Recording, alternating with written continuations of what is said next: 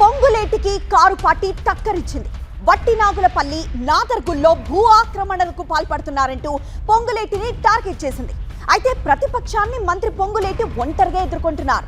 Cutter Congress మంత్రులు ఈ వ్యవహారంలో అంటి ముట్టనట్లుగా వ్యవహరిస్తూ ఉండడం talk of the Gandhi Bhavan గా మారింది. సీనియర్లు సీరియస్ గా ఎందుకు తీసుకోలేదు అన్న ప్రశ్నలు వినిపిస్తున్నాయి.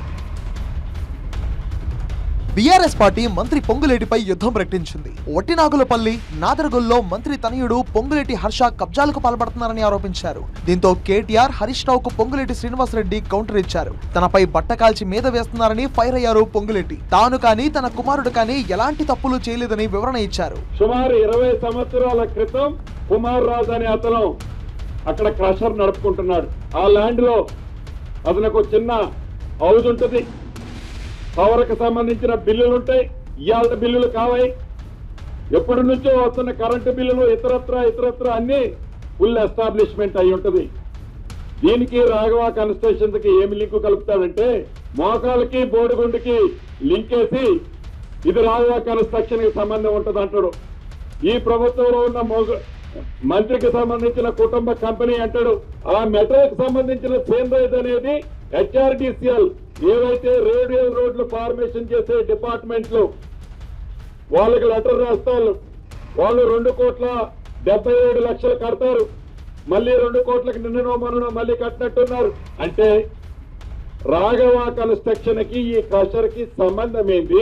క్రషర్ ఉన్న ప్రదేశం మొదటి నుంచి తిరుమల ఇండస్ట్రీ మెటల్ ఇండస్ట్రీ వాళ్ళది అనేది చాలా స్పష్టంగా ఓల్డ్ డాక్యుమెంట్ ఉంది.